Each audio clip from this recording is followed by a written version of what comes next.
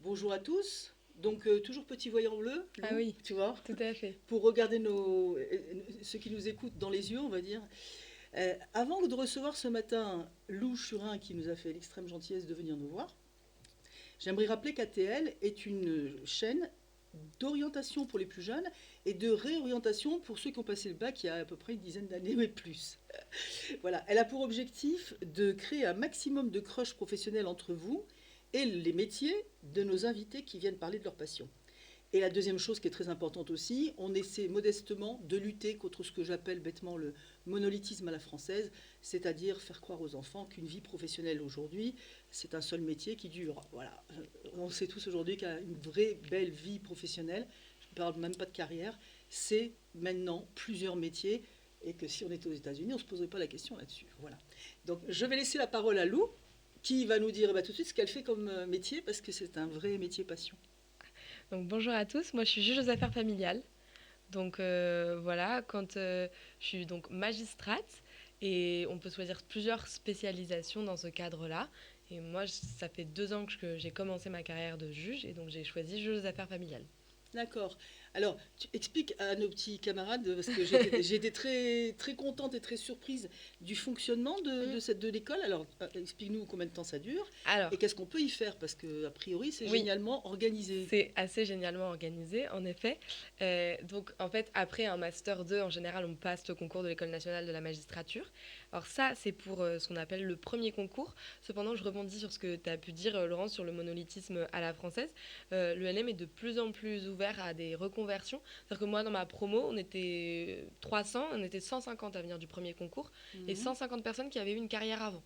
C'est super. Donc en fait, il y a alors ça enfin voilà, moi je connais pas tout, c'est écrit sur internet, mais il y a des concours pour les anciens fonctionnaires, des concours pour ceux qui ont travaillé dans le privé, il faut justifier de 6 ou 8 ans d'expérience dans le privé, je crois, Ok. toute fonction. Donc par exemple, on avait une journaliste, enfin voilà, n'importe quoi, et on a des passerelles un peu spéciales pour les métiers du droit. Donc si vous avez Ok. été avocat, notaire, etc., faut pas forcément passer le concours, c'est l'intégration directe. En plus, ils ont changé ça l'année dernière. Donc je connais pas toutes les règles, mais ce que je veux dire, c'est que alors moi, c'est un peu le cas d'école, j'ai eu mon M2, j'ai passé le concours Hmm. et c'est ma première carrière. Mais il y a beaucoup de gens de qui c'est pas la première carrière et qui s'en sortent très bien. D'accord. Et cette mixité est vraiment agréable. Mais Parce qu'est-ce que que, ça t'apporte justement, toi qui est justement plus et jeune et qui bah, démarre? moi déjà, par exemple, j'ai une collègue juge d'affaires familiales qui était avocate avant. Donc parfois sur les Ouais. rapports avec les avocats, elle dit ah bah oui moi je faisais comme ça. Enfin ça apporte toujours de la mixité. Même j'avais une collègue dans ma promotion qui était journaliste à Libération avant. C'est toujours intéressant de Top. discuter. Je veux dire ça apporte de la mixité. Ça permet d'avoir des gens qui ont pas qui ont une vie professionnelle avant. Et je trouve que toute mixité est bonne à prendre, C'est vrai, donc t'as j'en suis raison. ravie. Très Et intéressant. donc, je retourne à mes moutons. Mais si vous faites le premier concours, ou en fait peu importe, si vous êtes admis à l'École nationale de la magistrature, vous avez 2 ans et demi de formation, donc qui sont rémunérés. Donc vous êtes en fait fonctionnaire stagiaire, c'est pas vraiment fonctionnaire, mais dans Ok. l'idée. Ok. Donc c'est pour ça que je précise que c'est rémunéré parce que du coup c'est une formation, mais qui compte quand même un peu comme du temps de travail, dans le sens où voilà, on peut être indépendant financièrement. C'est top, mais Euh, tu peux en vivre, ça te permet de ah oui, vivre ou il faut que les parents ah non, payent non, le non, ah non, studio il y a pas. derrière? En gros, à partir du moment où vous avez eu l'École nationale de la magistrature, Mhm. vous êtes salarié de l'État. Et donc, du coup, Ok, alors, je crois qu'ils ont été un peu augmentés. À mon époque, c'était 1 600 € par mois. Donc, d'accord, ok. oui, ça permet totalement d'en vivre. Voilà, c'est pas le meilleur salaire du monde, mais déjà, c'est plus que le SMIC. Et donc, pour une personne C'est seule, honnête, sans c'est enfant honnête. que j'étais, surtout on était à Bordeaux et pas à Paris. Alors, Bordeaux, ça reste cher, mais quand même un peu moins que Paris. Bon, en tout cas, moi, avec 1 600 € par mois pour moi toute seule, j'étais C'était vraiment. bien, tu Ah, t'en j'étais sortais bien, très, très bien. t'as été heureuse. Ah mais j'étais, mais je suis toujours. Mais je trouve que c'est difficile quand on a des enfants. Évidemment, tout dépend de ses Bien charges. sûr, Mais bien quand sûr, on est une personne seule à se gérer tout seul, moi je suis partie de zéro salaire en tant qu'étudiante à 1 600 €. t'étais bien. J'étais très ravie. Voilà. Et donc dans ces 2 ans et demi de formation, on a 9 mois d'école pure. Donc c'est là où on est à Bordeaux. On a 9 mois de stage juridictionnel. Donc on est en D'accord, juridiction, on est stagiaire et on voit un peu toutes les matières. Et on a par-ci par-là des petits stages, par exemple 2 semaines en prison, 2 mois en cabinet d'avocat, police, gendarmerie, etc. Bref, mais du coup, tout ça pour dire que à l'école, on nous prépare à tous les métiers. Et une des grandes spécificités du métier de juge, et moi, c'est quelque chose qui m'a beaucoup attiré là-dedans, c'est qu'en fait, les gens, souvent, ils pensent que c'est comme médecine et qu'on a une spécialité. Donc, par exemple, que moi, je vais choisir juge aux affaires familiales et que je vais être juge aux affaires familiales toute ma vie. Mais ça se passe pas du tout comme ça. En fait, une fois qu'on est magistrat, on peut faire tout et c'est même incité alors à ce qu'on change de fonction, on dit fonction, régulièrement. Donc en fait, comment ça se passe ? Il y a un concours de sortie. À l'issue du concours de sortie, on se répartit les postes. Donc ça, c'est la partie pas très sympathique. On peut avoir un poste qu'on n'aime pas, du coup, un peu comme en médecine. Ah là, tu choisis pas par contre. Alors bah tu choisis, moi j'ai choisi, mais ça dépend Ouais, des ton fois, on classement. choisit pas. Alors c'est évident parce qu'en fait, Ouais. les sorties d'école n'ont pas la priorité. Donc, mais ça D'accord. dure que 3 ans. Donc j'ai envie de dire, bon, au pire, C'est pas grave. voilà, Bien sûr. tu prends le poste qui t'intéresse pas Bien tant sûr. que ça pendant 3 ans. Et ensuite, pour être muté, que ce soit en termes de fonction ou de tribunal, on fait ce qu'on appelle on coche. Et donc D'accord. après, on peut être envoyé ailleurs. Et donc moi, par exemple, là, je suis juge d'affaires familiales. C'est ma 3e année. On est obligé de rester au moins 3 ans à une même fonction. C'est une mesure qui, selon moi, est assez appréciable parce que ça permet... L'idée, c'est de se dire que quand on commence une nouvelle fonction, il y a un peu un coup d'entrée. Et donc, ils n'ont pas envie que par une rapide carrière, ça impacte le justiciable. On se dit qu'un magistrat est parfaitement à l'aise sur un domaine à partir de 6 mois. Donc, ce serait D'accord. un peu dommage que ça dure qu'1 an. Enfin, Ouais. vous voyez, ce serait pas terrible. Ouais. Donc, on est obligé de rester 3 ans à la même fonction. Ça me surprend quand même 6 mois, c'est court pour bien maîtriser, c'est génial. Oui, mais alors 6 mois pour bien maîtriser, C'est rapide. à partir du moment où on est déjà magistrat. C'est-à-dire qu'on Oui, connaît bien quand même sûr. déjà la matière. Moi, Bien par sûr. exemple, là, si je devais cocher, je dis au hasard, juge d'instruction, j'ai un master de droit, j'ai fait des cours de juge d'instruction, j'ai fait un Ouais, stage de juge d'instruction, je débarque pas à l'instruction sans Bien savoir ce que sûr, c'est. bien sûr. Voilà. Après 6 mois, c'est pour être à l'aise, pour être maîtrisé incroyablement. Il faut peut-être plusieurs années. Mais donc, on doit rester 3 ans. Mais donc là, ce que je disais, c'est que moi, à l'issue de mon jeu d'affaires familiales, au bout de 3 ans, je pourrais demander à être, par exemple, juge d'instruction, juge d'application des peines, C'est génial. procureur, etc. Et pendant toute notre carrière comme ça, on peut changer. Alors, évidemment, c'est assez rare de faire 3 ans, 3 ans, 3 ans, 3 ans, parce qu'en général, on aime bien quand même rester un peu de temps à certaines fonctions. Et puis aussi, on n'est pas obligé. Par exemple, je pense à beaucoup de collègues, certains qui ont des passions. Donc, notamment, juge des enfants, c'est une fonction qui peut Ouais, attirer ce qu'on peut comprendre, beaucoup de absolument. passionnés. Ouais. Donc, juge des enfants, pour ceux qui ne sauraient pas, a 2 fonctions. C'est la fonction punitive, donc c'est lui qui un peu décide des sanctions pour les mineurs qui commettent des délits. Et la D'accord. fonction protection, donc ça c'est plutôt placer les mineurs ou mettre des mesures d'accompagnement pour les familles, pour les mineurs qui sont en danger. C'est vraiment les 2 casquettes du juge des enfants. Donc il y a des gens qui sont vraiment fans de ça. Alors eux, pour le coup, ils peuvent rester 30 ans juge des enfants. C'est pas un problème non plus. Le changement n'est pas une C'est obligation. pas une obligation, on va dire. Pas ouais. du tout, Ouais. mais c'est une possibilité. Et donc c'est vrai qu'on en échangeait un peu avant le podcast. Ce que je trouve assez agréable, c'est qu'une reconversion, pour avoir connu des gens qui en ont fait, alors à la fois c'est très louable, à la fois ça peut être un peu dur, l'insécurité, que ce soit l'insécurité émotionnelle, on démissionne mais on ne sait pas exactement ce qu'on va faire, l'insécurité aussi, disons le matériel, hein, parce qu'on se Oui, bien retrouve au sûr. chômage, on ne sait pas Surtout s'il si va t'as des être gosses en bas embauché. âge ou des choses Exactement. comme ça, hein. C'est quelque chose qui est pas forcément, voilà, qui est très courageux. Moi, je trouve tous les gens qui ont fait une reconversion et qui en sont heureux maintenant, je trouve que c'est quelque chose de très Absolument. courageux. Et c'est vrai que le fait que dans la magistrature, ce soit prévu qu'on exerce des fonctions très différentes, parce qu'entre moi, qui statue sur les gardes d'enfants, et un juge d'instruction qui chapeaute des dossiers d'enquête, c'est quand même pas le même quotidien. C'est prévu, donc en fait, quand on change de fonction, on continue de garder nos échelons, notre ancienneté, notre salaire. Ouais, c'est C'est génial. inclus dans la carrière. C'est génial. Et on peut aussi être en détachement des administrations, donc on peut travailler dans les ministères, dans d'autres... Enfin, voilà. En fait, il y a dans des commissions, je connaissais quelqu'un qui travaillait dans une commission de recherche, comment améliorer la lutte contre les violences sexuelles et sexistes. Enfin, C'est génial. donc en fait, il y a un panel beaucoup de folie, métiers quoi. dans tout le métier, Ouais. mais tout en restant bien dans le moule, et aussi avec le salaire qui va avec, la sécurité matérielle qui va avec, la sécurité émotionnelle qui va avec, parce qu'on sait qu'on a toujours un emploi, etc. C'est le contraire du monolithisme organisé dans le fonctionnaire. C'est extraordinaire. Donc ça existe, vous voyez. La France n'est pas en retard dans tous les domaines. Là, c'est carrément génial. Et surtout, c'est organisé. bien vu. C'est-à-dire que ouais. c'est dans le sens où c'est bien perçu de changer de carrière. D'accord. C'est pas, on ne voyait pas comme quelqu'un d'instable, au contraire. C'est quelque chose sur un CV de magistrat qui aurait 20 ans d'expérience, quelqu'un qui a fait plusieurs postes, c'est vraiment bien perçu. Est-ce que l'inverse est mal perçu? Je pense pas. En vrai, non, il n'y a pas des spécialités où si le type reste entre guillemets planqué dans un je truc, sais pas. En fait, on se dit il a choisi la facilité. c'est un peu compliqué pour moi de dire parce que je suis encore au début de carrière et Ouais. c'est assez flou ce qui est perçu ou bien perçu. Je pense que dans tous les cas, ce qui est important, c'est de savoir ce qu'on veut. C'est-à-dire, par exemple, quelqu'un qui aurait fait tout le temps la même fonction, peut-être s'il voulait être président de juridiction, ça c'est ce qu'on atteint au bout de... Bah, on lui dirait, le problème c'est que tu connais pas bien les impératifs des autres fonctions. Oui, tout à fait. Mais en revanche, si la personne, elle veut rester juge des enfants, bah, elle veut rester juge des enfants. Par moi, président de juridiction, c'est pas pour l'instant quelque chose qui m'attire. Dans tous les cas, je suis beaucoup trop jeune, ce serait pour dans 30 ans, mais même dans 30 ans, c'est pas quelque chose voilà, qui me parle. Donc en fait, je trouve que les carrières, c'est pas forcément quelque chose où on se dit faut que ce soit prestigieux, c'est quelque chose qui vous plaît. Donc si vous, ce qui vous plaît, c'est d'être juge des enfants, Bien sûr. bah en fait, Bien sûr. ce sera très bien vu pour les autres juges des enfants que vous soyez juge des enfants. Bien sûr. Donc en fait, faut aussi faire son plan de carrière en fonction de ce qu'on veut être à la fin. Et ce qu'on veut être à la fin, c'est pas forcément président de la Cour de cassation. Ok. Alors, mais toi, du coup, alors en tant que JAF, qu'est-ce que fait un JAF? Tu disais tout à l'heure la décision sur les gardes d'enfants. Oui, c'est un peu ça. Tu l'as globalisée, voilà. Oui. Donne-nous plus de détails. Alors, moi, je dirais, je vais faire ça vite, j'ai 3 missions principales en tant que JAF. En plus, j'ai mon service général. Je vais d'abord commencer par le JAF.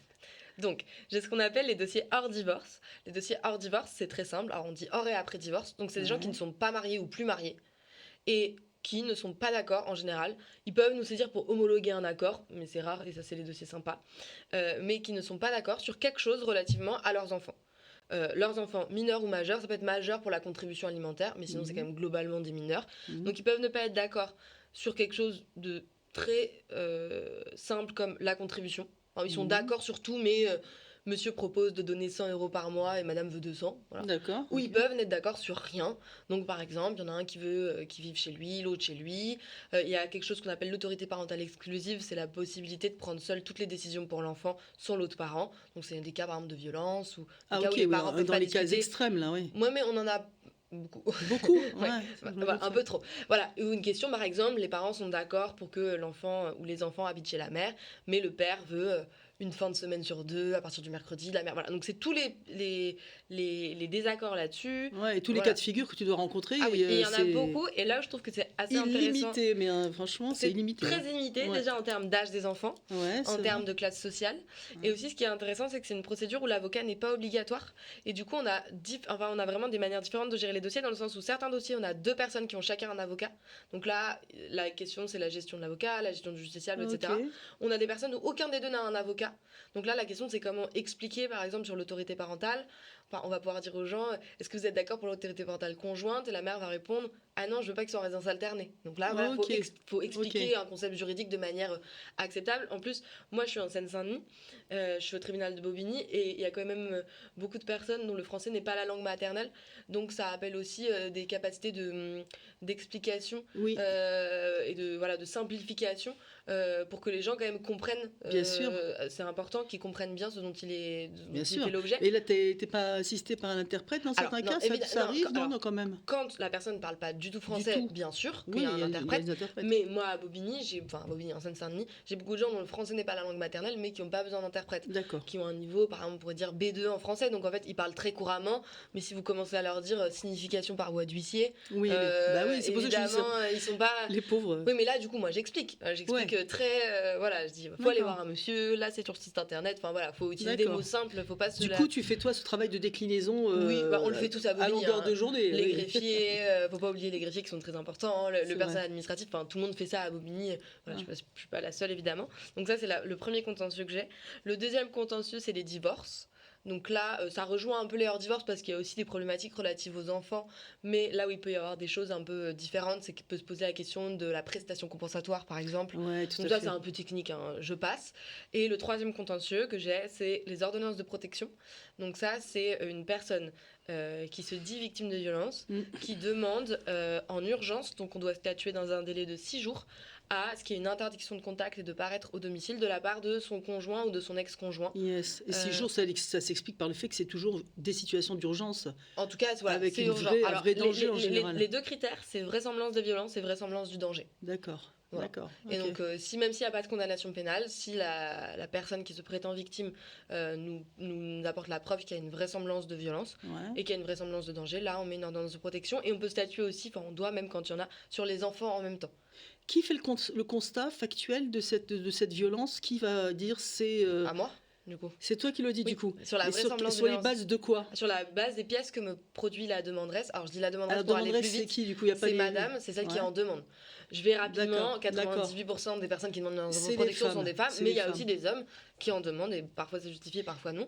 Et donc en fait, elle va pouvoir me fournir par exemple des plaintes, des photographies, des certificats médicaux, des attestations de témoins. Par exemple, sa copine qui n'était pas forcément là pour les violences, mais qui dit oui, madame m'a appelé, elle était en train de pleurer, et quand j'ai pris un café avec elle, j'ai vu qu'il y avait un bleu. Enfin voilà, il y a tout un tas de de preuves, des échanges de SMS aussi, parce qu'il y a beaucoup de violences qui sont psychologiques, des menaces, etc. Beaucoup, bien Et sûr. il y en a des hommes violents, sont pas tous voilà, génies, donc ils peuvent écrire des messages Tout je à vais fait. te brûler vif, donc voilà, quand on a la capture Ouais, d'écran au dossier. ça commence à craindre très sérieusement. Oui, mais du coup, Ouais.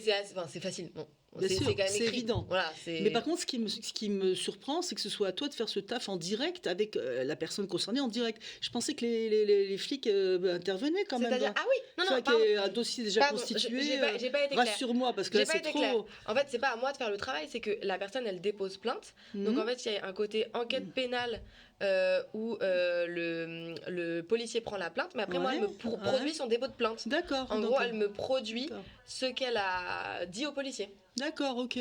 Oui, donc après, tu n'as plus qu'à. En fait, on l'a un peu perturbé parce que le portable qui a envoyé une petite musique. Ouais. Mais c'était doux, ça fait une Ouais, pause c'est musicale. vrai. Donc, effectivement, toi, tu es donc face à ce dossier-là. Oui. Et c'est toi qui vas. Donc, quel est ton timing quand on te met un dossier Alors, d'urgence moi, comme ce ça qui se passe, Comment alors, tu c'est fais, moi, toi alors, je dis moi, hein, mais c'est tous mes collègues pareil, hein. Évidemment, on a tous, on est de permanence en ordonnance de protection 2 jours par mois. Et donc, ce qui se passe, c'est que la personne dépose son dossier, mettons, le lundi. D'accord. Le mardi, monsieur, il reçoit dans sa boîte aux lettres la convocation à l'audience, etc. Il a 2 jours pour préparer sa défense. D'accord. Le jeudi, moi, je les vois. Donc j'entends madame, son avocat, elle a toujours un avocat en général, et monsieur, alors parfois il vient pas, bon, s'il vient, Ouais. soit il a un avocat, soit il en a pas. Ok. Donc là, je fais une audience, et donc je fais la liste des demandes, donc j'examine ce que madame veut, et je pose des questions. Donc par exemple, je dis voilà, madame, dans votre plainte, vous avez dit ça, est-ce que vous pouvez m'expliquer? Et surtout, j'entends aussi ce que le défendeur a à dire, parce qu'on met pas. Alors, le taux à Aubigny, je crois que c'est un peu mon taux aussi à moi, donc je suis dans la moyenne de mes collègues. On accorde, je crois qu'on est à 67 ou 70% d'ordonnance de protection sur les demandes qu'on a. Quand même, ouais. Donc il y a quand même les 2 tiers où on considère qu'il y a une Très fondé. vraisemblance des violences et du danger, et un tiers où on considère qu'on n'a pas assez de preuves. Ça veut pas dire évidemment que les violences n'ont pas été commises, ça on ne sait pas, c'est juste qu'on est au civil, on procède avec des preuves. Tu peux pas statuer S'il n'y a avec pas les de preuves. preuves, on peut pas, voilà, on peut pas mettre des mesures, parce que l'ordonnance de protection, c'est quand même une mesure qui est assez intense, notamment pour celui contre qui on l'ordonne, notamment quand les époux habitent encore ensemble, parce que concrètement, le type, il se fait expulser de chez lui. Clairement. Concrètement, on met l'ordonnance de protection, la police arrive, elle le met dehors. Donc, s'il a de la famille à Paris, bon, tant mieux. S'il n'en a pas, il se retrouve SDF. Enfin, on en est là. C'est vrai que c'est particulier. Donc, alors, c'est particulier. Après, si les violences sont vraisemblables et le danger aussi, c'est important qu'on protège les victimes et les enfants. Donc, on n'a pas de. Voilà, c'est prévu dans la loi. Mais c'est pour ça, parce que j'avais déjà des amis qui m'ont dit bon, au hasard, pourquoi tu l'avais pas à chaque fois? Parce que ça peut être vrai. Oui, d'accord, mais il y a quand même des gens qui peuvent se retrouver dans des situations compliquées. Bien sûr, c'est pas si simple. Donc, sinon, vous ne seriez pas là. Exactement, ça demande une analyse. On n'est pas un homologateur d'ODP, mais on est quand même à 2 tiers, 1 tiers. Et donc, voilà, moi je pose des questions, donc par exemple, et j'écoute, et c'est très important de rester à l'écoute aussi des explications que l'homme peut fournir. Alors je dis l'homme, le défendeur, évidemment, encore une fois, j'ai déjà eu l'inverse. Il y a des stats quand même, il y a des stats. Donc, elle donne quand même des éléments importants. C'est important d'être à l'écoute, et parfois il va pouvoir dire, bah voilà, j'ai dit ça, mais c'était dans tel contexte. Ou par exemple, la demanderesse, ça peut montrer une capture d'écran, mais elle n'a pas montré le message précédent qui est intéressant, etc. Ensuite, les gens partent. D'accord. Et ensuite, moi, je rédige ma décision dans la journée. D'accord. Donc là, pour le coup, j'ai les On est de lundi à jeudi, là. Oh, donc là, on est jeudi, là. Là, on est jeudi. Ouais. Et là, ça fait 3 jours. En fait, c'est prévu 6 jours parce que parfois, il y a le week-end. Donc, quand c'est mercredi, c'est statué lundi. Donc, c'est pour ça que ça fait. D'accord. Donc, toi, tu peux donner un résultat le jeudi soir. Ah, bah, je le donne même le jeudi soir, tout le temps. Donc, du coup, après, qu'est-ce qui se passe? Comment c'est mis en. Comment c'est appliqué? Ce qui se passe, c'est que l'avocat de la demanderesse, elle reçoit ma décision. Mettons que j'en accorde une. Donc, ça va aller plus simple. Et elle va appeler un huissier. Et l'huissier, il va faire signifier la décision à monsieur, mettons le vendredi. Et du coup, à partir du moment où c'est signifié, ça veut dire que moi, j'ai mis une interdiction de contact et une interdiction pour monsieur de paraître au domicile de madame. Et s'il viole ça, c'est une infraction pénale. Absolument. Et voilà, et elle peut appeler la police et juste dire, il est en bas de chez moi. Et ça, même ça, c'est un danger. Et je statue aussi sur les enfants, donc en général, je lui donne l'autorité parentale exclusive. Enfin, ça dépend aussi des cas. Oui, le temps que ça s'organise. Exactement. Quand même. Et voilà. Et par rapport au père, j'organise un droit de visite, alors que ce soit souvent c'est en espace rencontre. Le législateur prévoit qu'on est obligé de le faire en espace rencontre, sauf motivation contraire. Avec tierce personne, il est donc jamais avec une sorte d'éducateur, etc. Voilà. On peut mettre différemment si on motive qu'il y a quelque chose que voilà. Dans ce cas-là, ça ne justifie pas l'espace rencontre. Mais la base, c'est l'espace rencontre. Voilà. Alors, en t'écoutant sur ce sujet, en voyant aussi vive, aussi animée, évidemment une question qui me vient immédiatement à l'esprit, ça t'a pris quand cette envie de faire ce métier? Tu te souviens des prémices? Alors je me souviens, je pense que j'étais au lycée, j'étais en terminale. Moi, j'ai toujours voulu faire ça, pas du tout, je ne savais pas ce que je voulais faire. Et en fait, au départ, j'étais plutôt partie sur avocate. Parce qu'en fait, je sais pas, le droit m'a toujours beaucoup intéressée. J'étais fan des films de procès quand j'étais petite et tout. Mais des films un peu pas des documentaires Arte intelligents, quoi, pas 12 hommes en colère, tous les Billy Wilder, enfin, voilà, les films américains avec les trucs de jury et tout, je trouvais ça hyper drôle, j'étais là, waouh, amazing. Voilà. T'as raison. Et donc, du coup, je voulais être Amazing. avocate. Ouais. Et mon père m'a dit, je me rappelle que j'étais en première, en terminale, mais en terminale, je crois, il m'a dit, je sais pas, on avait des vacances, il me dit, bon, on va aller au tribunal aujourd'hui. Je dis, ah bon, qu'est-ce qu'on va faire là? Moi, je suis en train de regarder la télé, en fait, je n'ai pas que ça à faire. Il m'a dit, bah, tu vas être avocate, t'as jamais vu un procès en France, allez hop. Et il m'a pris sur son scooter et on a passé des après-midi au tribunal de Paris, parce que le gros avantage, si vous voulez faire ce métier, c'est que les audiences, alors pas toutes, juge des affaires familiales, moi, c'est privé. Parce qu'on considère que là, c'est Oui, la bien vie privée sûr, des non, gens, c'est certain. on va pas s'incruster dans les divorces des gens, mais ce qu'on appelle le pénal, donc classiquement quelqu'un qui est condamné pour une infraction, c'est public. Sauf exception, mais les exceptions sont assez rares. Donc c'est-à-dire que si vous voulez savoir si ça vous intéresse, vous allez au tribunal, c'est gratuit, c'est public, C'est la meilleure chose à et faire. vous vous posez dans le public. Il en a fait. été très bon, ton père. C'est là. tout. Et donc il m'a dit, bah on Ouais, va y aller. Donc très on a bon. passé quelques après-midi comme ça pendant mes vacances de février ou de la Toussaint, je crois. C'était super. Et en vrai, et non mais en vrai j'ai trouvé ça très intéressant. T'as accroché tout de suite ou pas, Oui, sérieusement? oui, j'ai accroché dessus parce que D'accord. j'ai eu de la chance de tomber sur des dossiers intéressants. C'est un peu un hasard, mais c'était vraiment intéressant. Mais moi, ça me C'est fascinait. génial ce qu'il a fait ton père. Le hein, décorum ce soit- judiciaire, voilà. Super. C'est... Il et- est dans le droit, ton père? Pas du tout. mais Pas du tout. Moi, personne dans ma famille n'est dans le droit. Ils sont tous comédiens, donc voilà. Mais pourquoi il a voulu alors, t'amener dans un Parce tribunal? qu'ils savaient que je voulais faire avocat. Oui, Moi, je toi, lui t'en avais parlais dit- déjà alors. Oui, je Mais dis- t'avais quel âge quand tu disais J'étais ça? en première. En première, Ouais, t'en je commençais parlais, à d'accord. dire je veux être avocate. Il m'a Mm. dit tu vas être avocate, mais tu connais rien. Allez hop, on va au tribunal. D'accord, c'était avocat au départ. Voilà, vraiment, au d'accord. départ, voilà. Il Non, s'est non. dit ça. Dans ma famille, ils sont tous comédiens. Et pour la petite anecdote, mes grands-parents paternels étaient fonctionnaires. Ils travaillaient à la Poste et au Centre communal d'action sociale. Ils ont eu que des fils comédiens. Et mon grand-père était déprimé parce que pour lui, ce qui comptait, c'était la sécurité de l'emploi. Et alors, ma cousine a fait prof d'SVT et j'ai fait juge. Et là, il est très content. Il dit oui, les fonctionnaires. T'as redressé la barre dans Bah, son cerveau? C'est pas tant redresser la barre, c'est que lui, dans le cadre de son métier, il voyait beaucoup de personnes à la rue, comme il était au Centre Ouais, communal c'est d'action vrai, sociale. c'est vrai. Et pour lui, l'important, c'est pas tant le prestige, c'est d'avoir un métier sûr. C'était très important. Donc là, juge, il est ravi. Donc voilà, mais ça ne vient pas Mais de c'est ma super, famille, parce qu'ils tant mieux. ne font pas du tout de droit dans ma famille. Tant mieux pour lui. Bon, en tout cas, voilà. Et donc, après avoir vu ces audiences, alors, c'est pas que les avocats m'ont pas convaincu, c'est plutôt que j'avais eu l'impression qu'en fait, il y avait une avocate qui avait fait une plaidoirie que j'avais trouvée incroyable. Et pourtant, le type a quand même été condamné à une peine que, à l'époque, j'estimais importante. Alors, cela dit, il n'y avait pas vraiment l'échelle des peines en première, hein, mais je me suis dit, waouh. Et donc, je me suis dit, bah, je préfère être la personne qui décide plutôt que la personne qui convainc. Ok. Et en fait, au départ, voilà, encore mon père rentre en jeu. Voilà, il va être très content en écoutant ce podcast. Ouais, bah tant mieux. tant C'est mieux. que Bravo, au papa. départ, j'hésitais parce que je trouvais que c'était une grosse responsabilité. Et Oui. je me rappelle que j'étais en L3. Et il me dit, bon alors, qu'est-ce que tu sais que tu vas faire? Je dis, bah j'hésite toujours entre juge et avocat, parce qu'après, du coup, après, je me suis inscrite en droit, mais je continuais d'hésiter. J'avais pas quelque chose de fixe, juge-avocat. Les deux Mais c'est m'intéressaient. pas plus mal, fallait creuser les deux. Mais voilà, Ouais. dans tous les cas, Tant mieux. en la licence de droit, pour ceux qui en ont fait une ou ceux qui veulent en faire une, c'est très généraliste, donc il n'y a pas de. Voilà, on n'est pas obligé d'avoir une idée de métier précis, parce que déjà, on apprend le concept du droit et c'est déjà bien compliqué. Tout à fait. Voilà. Et j'ai dit. Et il m'a dit, mais alors pourquoi t'hésites? Pourquoi tu voudrais pas être juge? Parce qu'à une époque, t'en parlais.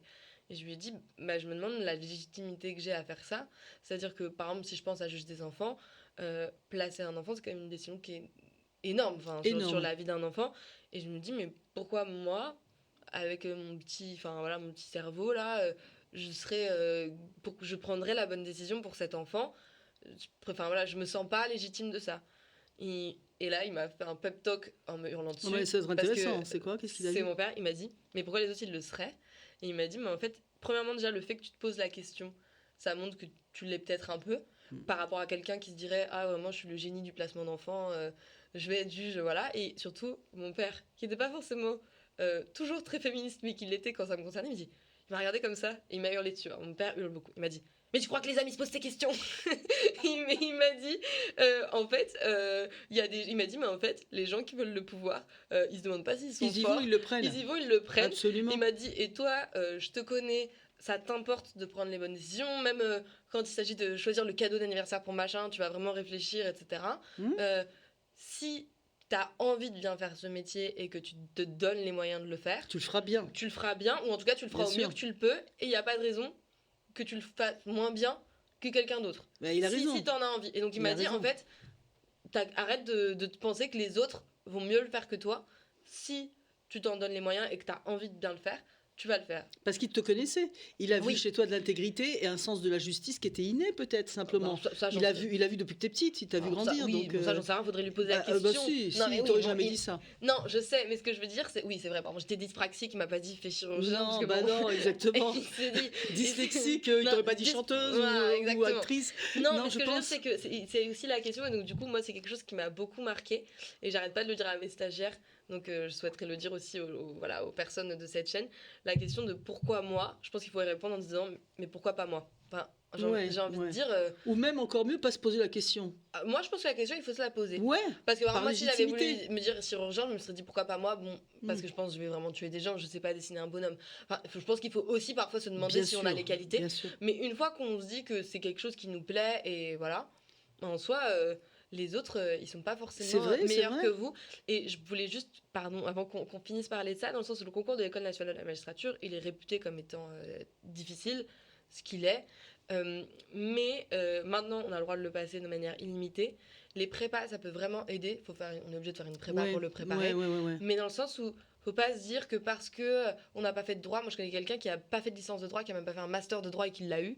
Ce que je veux dire, c'est que il faut essayer. Et il faut toujours se souvenir qu'il y a des voies de repli. C'est-à-dire que, par exemple, le deuxième concours, il est fait pour les gens qui ont 4 ans de fonction publique. Et du coup, il y a des greffiers C'est super, qui ont ça. passé le concours de greffier, qui est quand même un concours d'un bon niveau, mais qui est peut-être un peu plus facile, Bravo. qui ont fait 4 ans de greffe et qui après passent le deuxième concours et qui l'ont. Et je pense qu'il faut faire attention à ce plafond de verre. Il n'y a pas de plafond de verre dans le sens où vraiment, c'est un métier qui nécessite beaucoup de sens commun.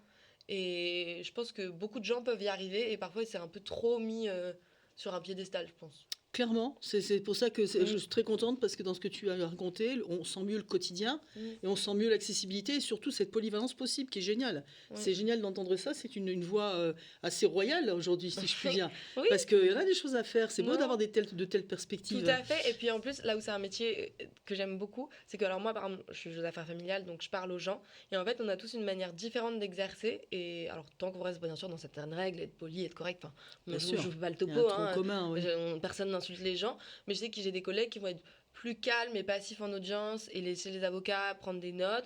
Il y en a comme moi qui sont qui peuvent un peu rentrer dans l'art et dire mais je comprends pas, qu'est-ce que vous me racontez. Ah, tu rentres dans l'art, toi, ça... Non, on n'imagine pas. Hein. Un petit peu. Mais quand c'est mérité. Mais après, voilà, toujours de manière respectueuse, polie, contradictoire. Il ne s'agit pas de. Voilà, évidemment. Mais quand on a un père qui n'a pas exercé son droit de visite d'hébergement depuis 1 an et qui dit ah, je veux voir les enfants, on dit bah, excusez-moi, mais pourquoi pas qu'ils se foutent de toi, ça c'est sûr. Surtout qu'il ne faut pas qu'ils se foutent de ses enfants. C'est surtout ça, parce que de moi, bon, j'ai envie de dire. Ça, entre guillemets, tu t'en fous. Moi, je m'en fiche. Oui. Je veux dire, je le connais pas, ce type. Mais il se fout de ton professionnalisme, je veux dire. Oui, mais voilà, moi je veux dire, mais alors pourquoi les enfants, ça fait 1 an que vous les avez pas eu? On va se poser la question. Alors s'il a des bonnes raisons, il n'y a pas de souci. Mais si c'est juste qu'il se réveille, bah va falloir qu'on questionne ensemble en audience pourquoi, et surtout de se dire que les enfants ils soient pas déçus de nouveau par lui, parce que ça peut être un choc émotionnel pour les enfants s'ils les revoient et après ils les revoient plus. Absolument. Donc voilà, de travailler ça avec les gens aussi. Alors. On arrive au bout du podcast parce qu'on fait des podcasts courts, c'est une volonté pour que ce soit écouté et efficace. Et je voulais qu'avant qu'on se quitte, Lou donne à ceux qui nous écoutent et qui nous regardent allez, un petit tuyau, une petite devise, un truc que tu as envie de faire passer pour pas que les autres perdent du temps en fait. Alors, je sais pas si c'est c'est propre à chacun, mais moi ça me vient d'un livre de Romain Gary que j'aime beaucoup, Clair de femme. Et en fait, dans ce livre, c'est un livre sur le deuil et il parle de gens qui essayent d'aller sur la Lune. Il raconte une histoire qui n'a pas de sens. Il dit que c'est des gens qui voulaient aller sur la Lune. Ils ont fait la courte échelle et ils ont réussi à aller sur la Lune comme ça en se tenant tous les uns avec les autres. Et moi, ça a pu m'arriver pendant mes révisions d'avoir des moments familiaux un peu compliqués, notamment pendant le confinement. J'ai passé mon concours en 2020, donc il a été décalé, super. Donc en plus, on se prend 4 mois de révision en plus, c'était compliqué. Et en fait, quand je voyais la masse des choses qu'il y avait à réviser, parce que pour l'ENM, il y a une masse, il y a du droit pénal, du droit civil, c'est un concours ultra généraliste. Et en fait, si vous faites la liste de tout ce que vous devez faire, honnêtement, vous faites une syncope. On se recouche, on va dans son lit et on met de la musique. À apprendre tout ça, c'est impossible. Et donc, en fait, dans le Romain Gary, il y avait une phrase qui m'avait marqué, c'était un petit bonhomme, 2 petits bonhommes, 3 petits bonhommes, et on ira sur la Lune. Et c'est un peu l'idée de se dire, quand il y a trop à faire, parce que parfois dans les études, il y a trop à faire, c'est vraiment, regarde tes pieds, l'objectif, il est là. Mais maintenant, ton objectif, c'est plus d'avoir l'ENM ou d'avoir n'importe quel concours ou quel métier que vous visez. Votre objectif, c'est de faire votre to-do list du lendemain déjà. Moi, mon objectif, c'était d'apprendre 7 dissertations par cœur le lendemain. J'en avais 7 sur ma liste. Si à la fin de la journée, j'avais réussi ça, j'avais réussi.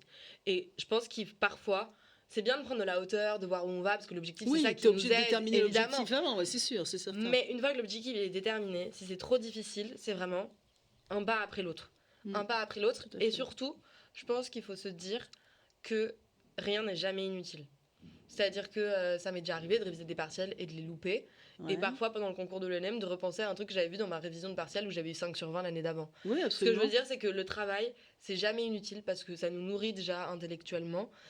Moi, je fais une double licence droit-histoire et l'histoire, ça m'a beaucoup apporté, voilà, même si Ah, ça s'enrichit l'un professionnellement, l'autre, ça hein, ne sert à rien, soyons honnêtes. C'est génial. Mais voilà, et je pense qu'il faut se dire que même si à la fin, il y a l'échec de votre objectif final, il n'y a pas l'échec de tous les objectifs que vous avez, les petits objectifs que vous avez réussi, et ça pourra vraiment aider par la suite. Exactement. Alors, si c'était à refaire aujourd'hui, là pour l'instant, Ah non, je ferais tout pareil. tu fais tout pareil, Ouais. tu changes rien du tout avec une baguette magique, tu changes rien du tout dans ta vie professionnelle, je Non, parle. rien. Non, rien du tout. Rien. Ah si, mais en fait avec une baguette magique je donne plus de moyens à la justice, mais c'est pas tant, enfin là c'est pas mes choix. Notamment on a des problèmes de greffe, voilà les greffiers sont surmenés, il n'y a pas assez de greffiers. Ouais, c'est clair, voilà. on est en pénurie. Donc sur ça beaucoup on est de en postes. pénurie et surtout Ouais. on est en pénurie sur les espaces rencontres. Nous, les espaces rencontres c'est des lieux où on donne des droits de visite à des pères ou des mères qui ont pu être violents ou voilà où il y a pu avoir Tout à des fait. problèmes avec des enfants. Tout à fait. Et en fait, actuellement, nous, en Seine-Saint-Denis, on a 8 mois de délai d'attente, ce qui est Ouf. scandaleux. Enfin, ce qui est absolument scandaleux. C'est Parce énorme. qu'il y a des fois, c'est même pas de la violence. Ça peut dire, la violence, bon, il l'a cherché, même si moi, je sais pas ma manière de voir les choses. Mais je veux dire, il y a des fois où c'est juste des pères qui n'ont pas vu les enfants depuis 4 ans pour des raisons dont on va pas investiguer. Pour reprendre le contact, on met un espace rencontre pour que voilà, il y ait un lien D'accord. qui se crée. D'accord. Bah, ils attendent 8 mois en plus. Tout ça parce qu'il n'y a pas assez de financement. C'est énorme, moi, à chaque fois. Et non, mais c'est énorme. Quand on annonce ça, les gens, ils s'effondrent et honnêtement, je les comprends. Bien sûr. Ça surprend. Et même moi, je suis désolée pour eux. Enfin, Il y a de quoi, non, j'ai c'est honte. énorme. Ça me semble très Honnêtement, long. et tout ça parce qu'il n'y a pas assez de financement et du coup il n'y a pas assez de personnel pour travailler dans ces espaces rencontres. En plus, Terrible. ces personnes sont incroyables, enfin on les a par mail. Ceux qui travaillent vraiment dans ces espaces rencontres, c'est vraiment des très bons professionnels. Eh ben, c'est dommage, hein, ça. Ouais, Alors, donc c'est ça justement, que je ferais. il y a Maïva qui me faisait un petit signe très intelligent parce que je n'étais pas demandé le salaire d'un juge. Ah, Donne-nous une fourchette et de comment on commence, à combien on peut alors espérer. le salaire Parce d'un que juge, c'est un élément important bien pour ceux sûr. qui nous écoutent, et ben, le évidemment. salaire d'un juge a augmenté depuis le ministre. Tiens donc, il y a un truc qui a augmenté. Monsieur la chance. Dupond-Moretti, ah bah oui, il a augmenté de 1000 euros. Parce qu'en fait, ce qui s'est passé, c'est que les magistrats n'avaient pas augmenté depuis les années 70. C'est Eric qui a fait ça. C'est monsieur Dupond-Moretti. Ah, il fait pas que du showbiz sur Eh bien, non. sur les estrades, comme je l'ai vu. Eh bien non, c'est voilà à notre surprise, hein, je Mm. dois le dire parce que voilà, il avait un discours sur les magistrats qui n'était pas forcément Ouais, très tout à fait. positif. C'est pour ça que je suis surprise. Mais écoutez, bon, en tout cas, il a fait cette réforme, Bon. Monsieur Dupond-Moretti, dans le sens où les magistrats n'avaient pas été augmentés depuis les années 70, donc c'est vrai qu'il D'accord. y avait un salaire qui était voilà par rapport aux autres fonctionnaires, c'était pas terrible. Et donc là, en début de carrière, alors moi je sais jamais, après impôt, avant impôt. Non, mais en brut. En France, on parle en brut. Ah en oui, moi le recrutement. brut je le connais pas. Ah, toi, tu parles en net, alors du coup, c'est Moi ça. en net, je crois que je suis à 4000. 4000 au bout de 3 ans. Non, là, oui, Même je pas, sais pas. presque En fait, moi, je 3 ans. compte après impôt parce que j'ai des impôts à la source. Oui, c'est ça. Donc, c'est 4000, ça fait net. Donc, ça fait du 5000 brut à peu près. Oui, voilà. Donc, moi, je suis à, en Donc, gros, en il y a début de 3500. carrière. Je suis à 3500 net après impôt qui arrive sur mon compte. Et D'accord. j'ai un taux de prélèvement de 15%, un truc comme ça. Et qu'est-ce qu'on peut espérer, donc, à terme, sur à peu près Ça en fin de augmente. carrière Alors, ou en en milieu gros, de- ça augmente très vite au début, ça stagne au milieu, ça augmente très vite à la fin. Ok. Donc, en gros, là, j'ai D'accord. augmenté de, en gros, 100 ou 150 euros par mois tous les ans. Mhm. Là, j'augmente plus l'année prochaine.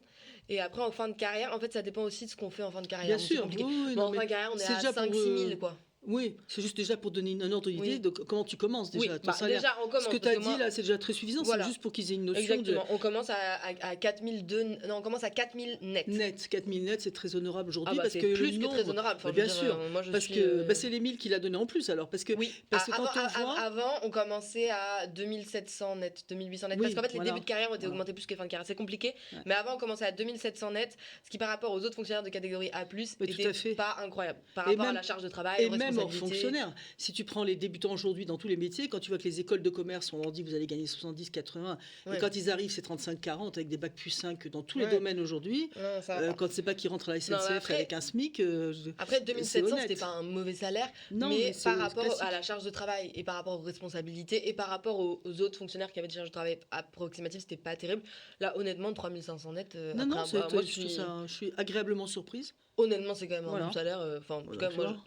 on ne s'en Donc, il y a, plaint pas. Enfin, moi, il y je a ne m'en tout, plains pas, en tout cas. il y a tout qui va bien, quoi, en fait. Bah, On honnêtement, finit oui, hein. sur une vraie note d'espoir, là. Il y a tout qui va Que bien dans dire cette branche. Que dire? Non, vraiment, ce qui peut ne pas aller, du coup, c'est pas tant moi mes choix et c'est pas tant la théorie, c'est vraiment les moyens de la justice, Bien honnêtement. sûr, bien Ou sûr. parfois même en termes de délai d'attente, moi, à partir du moment où vous me saisissez et où moi je réponds à votre demande, il y a 8 mois aussi et je trouve ça un peu long. C'est-à-dire si vous voulez changer la garde de votre enfant qui est par exemple en CE1, C'est long, il y aura la très long. réponse à la fin de l'année scolaire. très long. Pour un enfant, une année scolaire, c'est Bien énorme. sûr. Et donc on devrait être 2 fois plus nombreux pour que le délai il soit à 3-4 mois et pas 8 mois.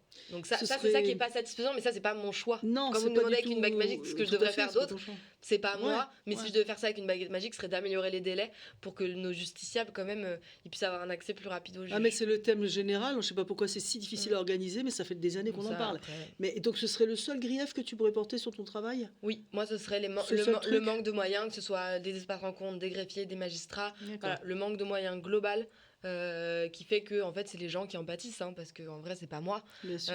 mais moi c'est aussi pour ça que j'ai fait ce métier donc quand je vois des gens qui ont attendu 8 mois et qui sont énervés honnêtement je leur dis oui je comprends que vous soyez énervés enfin Bien sûr. moi je serais énervée aussi hein. C'est tout le système qui est à remettre en place. Exactement donc ça c'est ça C'est qui pas- ça c'est ça relève qui pas est de- agaçant Ben oui. mais par rapport sinon à Tu ne peux que subir, mais dans ce cadre-là, tu t'éclates. ah ouais franchement les collègues sont incroyables les greffiers sont adorables et les gens sont bien en fait franchement évidemment on rencontre des justiciables désagréables voilà mais globalement C'est plutôt rare.